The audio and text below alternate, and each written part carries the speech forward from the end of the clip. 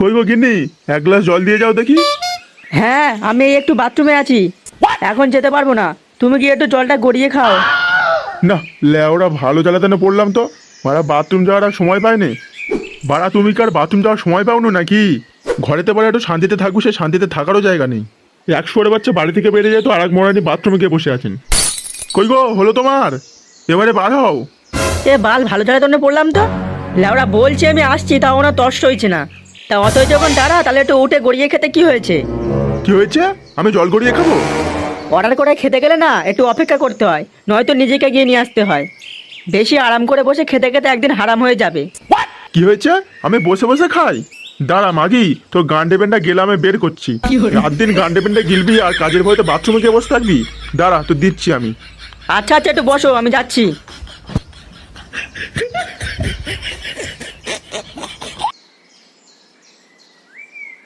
এই নাও, ধরো তোমার জল। তা মুখটা ওরম তুমি বাড়ামুখো করে রেখেছো কেন? করেছি কার সাথে? তোমার জ্বালাই করেছি। এইবার আমি ভালো মতো বুঝতে পারছি কেন কানু বাড়ি ছেড়ে চলে গেল। হ্যালো, এই মুটকি মাগি, তুই আবার কি বুঝছিস রে? ও কিছু না, তুমি আগে জলের গ্লাসটা ধরো, আমার হাত যন্ত্রণা করছে। হ্যাঁ কই দাও দেখি। এই নাও। এই নাও, এটা ধরো। তা হ্যাঁ গো, ছেলেটা বাড়ি থেকে বেরিয়ে গেল।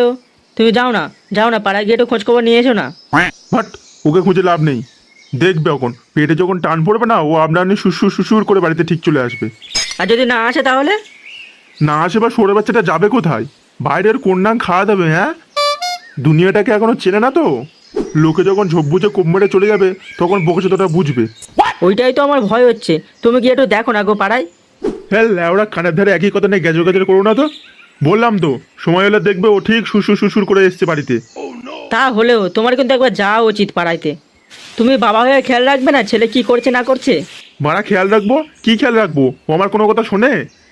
তা ঠিকই বটে। তা সবই যখন বুঝতে পারছো, তাহলে বারবার একই কথা কেন কানের ধরে বেজর বেজর করছো? একটু ভালো কথা তো বলতে পারো নাকি? ভালো কথা আর কি বলবো তুমি বলো। এদিকে তুমি রাত দিন ছেলেটাকে শাসন করছো, আর আমি শরীর খারাপের নাম করে ছেলেটাকে আটকানোর চেষ্টা করছি। শরীর খারাপ? কার শরীর খারাপ? কেন তোমার? তোমার শরীর খারাপের অজুহাত দিয়েই তো ওকে আমি আটকানোর চেষ্টা করেছি। যা বাবা, আমার আবার কি শরীর খারাপ হলো? এ ল্যাওড়া, তুমি তো দেখছি একটা জলজান্ত মানুষকে তো মেরে ফেলবে। বাড়া তুমি বউ নাকি ডাইনি? মুখ সামলে কথা বলে বলছি, নয়তো কিন্তু ওই মুখে আমি নোড়া মেরে মুখের শেপ পাল্টে দেবো বলে রাখলাম। বাড়া বাড়িতে শিলনোড়ায় রাখবো না, তা তুমি আমার মুখটা কোত্থেকে ভাঙবে? তাই তাহলে তুমি বাড়ির কাজগুলো তোমার ঢেমনির দিয়ে করাবে। আমি চললাম তোমার বাড়ি ছেড়ে। কি করে? গিন্নি, তুমি কোথায় যাচ্ছ? এ কি, তোর আবার কি চাই এখানে? ও শ্বশুর মশাই, কানু কোথায় গো? কানু? জানি না, সকালবেলা তো একটু কথা শোনালাম, তারপর যেন কোথায় বাইরে বেরিয়ে গেল। বললো যে আর বাড়ি ফেরিয়ে আর আসবে না। বাড়িতে আর আসবে না তাই বললো তোমাকে? হ্যাঁ, তাই তো বললো আমাকে। ঠিক আছে, দাঁড়াও আমি দেখছি। বাড়িতে এত কাজ পড়ে আছে আর শোরের বাচ্চাটা বাইরে বাইরে ঘুরে বেড়াচ্ছে।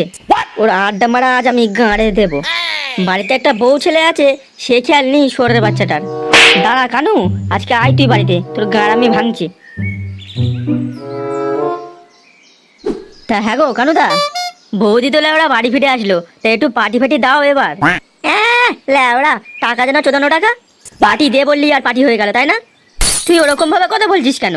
অনেকদিন মালমূল খায় না, তাই একটু বললাম পার্টি পার্টির কথা। তা বলে লেওড়া, যদি জানতাম যে তুই এরকম ব্যবহার করবি তাহলে আমি কোনোদিনই বলতাম না। মাফ করে দে কানু, আমার ঘাট হয়েছে তোকে বলা। ঠিক হয়েছে চুদির ভাই, তোর সাথে লেওড়া আমার সাথে তোরা খুব খারাপ ব্যবহার করেছিস। নে এখন কানুদার চোদন খা। চোদনের আবার দেখালামটাই কি? আরো দেখবি দাঁড়া। কি বলছিসটা কি তুই? হ্যাঁ কানু, তুই আরো চোদন ঝাড়বি? হ্যাঁ ঝাড়বই তো। এদিকে বাড়া কাজ করি না বলে রাত দিন বাড়িতে আমার কথা শুনতে হচ্ছে। আর ও চুদির ভাই শুধু খাই খাই করে পাগল হয়েছে। বাঞ্চত, তুই তো এমএলএ সাহেবের ডান হাত। কই আমাদের কোনোদিন খাইছিস এক টাকাও? ও আর কি খাবে, ও তো শুধু মুখেই বাতেলা। হ্যালো ঘোড়ার বান মুখোচোদা, আমি যদি এমএলএ সাহেবের ডান হাত হই, তাহলে তুই তো এমএলএ সাহেবের বাঁ হাত। তুই খাইয়েছিস কোনোদিন? আবার বড় বড় বাতলা যাচ্ছিস সেখানে বসে বসে। নিজের বেলায় 1 টাকাও খাওয়ানোর ক্ষমতা নেই, আবার পরের পিছনে কাটি মারিস। কাটি আবার মারলাম কোথায়? যেটা সত্যি সেটাই বলেছি আমি। সত্যিটা যে কি এখানে সেটা সবাই জানে, তোকে আর এক্সট্রা করে কিছু বলতে হবে না। হ্যাঁ, তাই তো তুই হাই ক্যাপ্টের তকমাটা পেয়েছিস কানুদার থেকে। মুখ সামলে কথা বলবি বলছি বাবলু। কেন বাড়া, তুই আমাকে মারবি নাকি? একবার গায়ে হাত দিয়ে দেখ না, তারপর এমএলএ সাহেবকে বলে তোর কিভাবে ঘাটটা ভাঙতে হয় সেটা আমার খুব ভালোভাবে জানা আছে। কি তুই একা বলতে পারিস নাকি? আর আমার মুখ নেই, আমি বলতে পারি না? তুই বলতে পারবি কি পারবি না সেটা তোর ব্যাপার, এটা আমার কি বলার আছে? লেওড়া মুখে কোনো চুপ করবি একটু তোরা। এ ফুটো তুই বস ওখানে। বাড়া আর অত ঝামেলা টামেলা করতে হবে না, আমি টাকা দিচ্ছি। এ পল্টু যা তো, গিয়ে ঝন্টুর দোকানে আমার নাম করে ঝপাঝপ এক পেটি বাংলা মাল নিয়ে আয় তো। বলবি খাতায় লিখে রাখতে, পরে দিয়ে দেবো। আচ্ছা ঠিক আছে। ওফ, লেওড়া বাড়ি ঝামেলা ক্লাবে ঝামেলা, কোথাও গিয়ে যেন শান্তি খুঁজে পাচ্ছি না। হে ঝন্টু, আমার তাহলে টোটাল কত হলো রে? ওই তো আপনার আগে ছিল 903 টাকা, আর এখন হয়েছে 570 টাকা।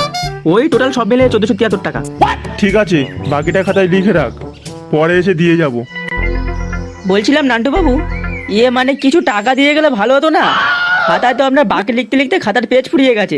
আবে ঈশ্বরের বাচ্চা রামছাগল, তোর টাকা কি আমি দিয়ে যাই না নাকি? হ্যাঁ, এমন একটা ভাব করছিস না তোর টাকা আমি আগে মেরে দিয়েছি। মা না না না না না, আমি তা বলছি না।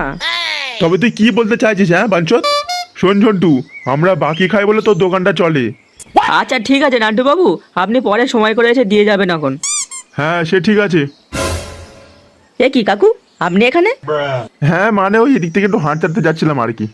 ও, তা ভালো আছেন কাকু? হ্যাঁ বাড়া চলে যাচ্ছে কোনো রকমে। দেখি শর্ট দেখি বাড়ির দিকে যাই। কি ব্যাপার পল্টু, হঠাৎ এদিকে?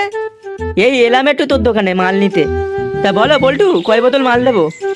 বেশি না, এখন একটা 750 দে, আর বাকিটা খাতায় লিখে রাখ। বাকি? তা কার নামে বাকি হবে শুনি?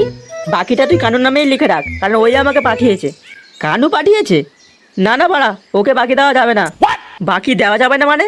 তুই কি ধার দেওয়া বন্ধ করে দিয়েছিস নাকি? না না বাড়া, তা হবে কেন? তবে ওকে আর বাকি দেওয়া যাবে না। আমার খাতায় ওর নামে 1600 টাকার বিল পড়ে আছে, আগে বিল মেটাবে তারপরে মাল দেবো। তাহলে কি দাঁড়ালো বাঞ্চত, তুই ধারে মাল দিবি না তাই তো? আরে না, একবার যদি বাবা একবার যদি ছেলে এরকম ধারে ধারে এসে মাল খেয়ে চলে যায়, তাহলে তো আমার দুদিনের মধ্যে সব ঘটি বেটি চাটি হয়ে পথের ভিখারি হয়ে বসতে হবে। তাই বাপ বেটা দুজনকে ধারে মাল দেওয়া যাবে না। আগে বাপ বেটা দুজনের মধ্যে কেউ ধারের পয়সা মেটাও, তারপর বাকিতে মাল পাবা। বাপ বেটা দুজন বলতে তুই কি বলতে চাইছিসটা কি? যে কানুর বাবা এক্ষুনি তোর দোকান থেকে মাল নিয়ে গেল? হ্যাঁ তাই তো, নিয়ে গেলই তো, আর বললো বাকিটা খাতা লিখে রাখতে, পরে এসে দিয়ে যাবে। এখন তুমিই বলো পল্টু, বাপ বেটা দুজনে ধারের বাকি খেয়ে আমার দোকান থেকে 4000 টাকার ওপরে বাকি করে বসে আছে। এরপরেও যদি আমি ধারে মাল দিই, তাহলে আমার দোকান তো দুদিনে লাট উঠবে। বুঝতে পারছি ব্যাপারটা। না, ব্যাপারটা পুরো কানুকে গিয়ে বলতে হয়। কি বাবা মাল খেয়ে 1473 টাকা বাকি করে রেখেছে? হ্যাঁ, তার বলছি কি, ঝন্টু তো আমাকে তাই বললো। আর তাছাড়া তোর বাপটাকেও আজকে ঝন্টুর দোকান থেকে আমি বেরোতে দেখেছি। দাঁড়া দাঁড়া দাঁড়া দাঁড়া, বাড়া ওদিকে সংসার চালানোর বেলা বেজায় অজুহাত, আর এদিকে দিব্যি ঝন্টুর দোকান থেকে মাল বাকি করে করে খাচ্ছে। না, এর একটা কিছু বিট করতেই হবে। সে ভিদ মিদ করবি এখন, কিন্তু এখন আমাদের মাল খাওয়ার কি হবে? ঝন্টু তো বাকি দিচ্ছে না। ঠিক আছে, তোরা কোনো চিন্তা করিস না, আজকের পার্টিটা আমি আর ফুটো মেলে দিয়ে দিচ্ছি। কি ফুটো, তুই রাজি তো? হ্যাঁ হ্যাঁ রাজি রাজি। যাই বলিস আর তাই বলিস কেন, আজ কিন্তু ফুটো আর বাবলু মিলে টাকাটা দিল বলে কিন্তু পার্টিটা করা গেল। হ্যাঁ তাজা বলেছিস। তা ফুটো, আমাদেরকেও তোর সাথে নে না কাজে, তাহলে আমরাও এমএলএ সাহেবের হয়ে কাজ করতে পারি। হ্যাঁ, কাজ করা কি অতই সোজা নাকি? ভাড়া কাজ করবো, এখানে আবার সোজা কঠিনের ব্যাপার করতে কাজ ছেড়ে লাউড়া। ভোদার বল কাজ ভালো লাগলে এমএলএ সাহেব রাখবে, না হলে রাখবে না। আরে না না কানু, ও ওটা বলতে চায়নি। ও বলতে চেয়েছে যে এমএলএ সাহেবের সাথে কাজ করতে গেলে জানাশোনা থাকতে হয়। এমএলএ সাহেব তোকে যদি না চেনে তাহলে তো তোকে কাজে নেবে না। না ও বাড়া, এই ব্যাপার। তাহলে তোরা আমাকে এমএলএ সাহেবের সাথে পরিচয় করা। তুই কি কাজ করতে সিরিয়াস কানু? হ্যাঁ বাড়া, তাহলে আর বলছি কি, কাজ করবো বলেই তো বলছি। ফুটো চল তাহলে এদেরকে এমএলএ সাহেবের সাথে পরিচয়টা করিয়ে দিই। হ্যাঁ চল তাহলে, দলে যদি নিজেদের বন্ধুরা থাকে তাহলে দলের শক্তি তো আরো বাড়বে। ব্যাস, তাহলে তো হয়ে গেল, তাহলে যাওয়া যাক। হ্যাঁ চল।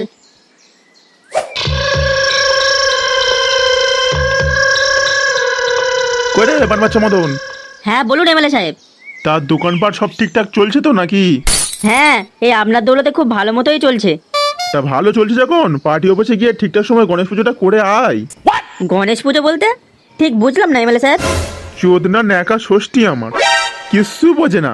লেওড়া পাড়ায় এত বড় একটা দোকান চালাচ্ছিস, কিন্তু ওরা পার্টি অফিসে তুই ইদানিং দেখা করছিস না। স্যার ওই ইদানিং একটু কাজের চাপে আর যেতে পারিনি।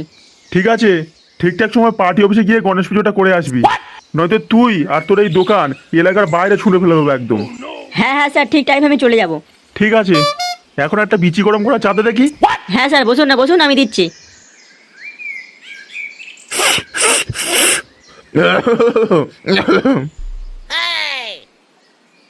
মদন দা, ও মদন দা। হ্যাঁ কে? আমি বাবলু। মদন দা বাড়িতে নেই? দাঁড়াও আসছি। হ্যাঁ কি হয়েছে বলো? ওই আমরা মদনদার খুঁজে এসেছিলাম, মদনদার নেই। বাবা, বাবা তো একটু বাইরে বেরিয়েছেন, একটু পরে হয়তো চলে আসবে। ও, তাও কতক্ষণে আসবে?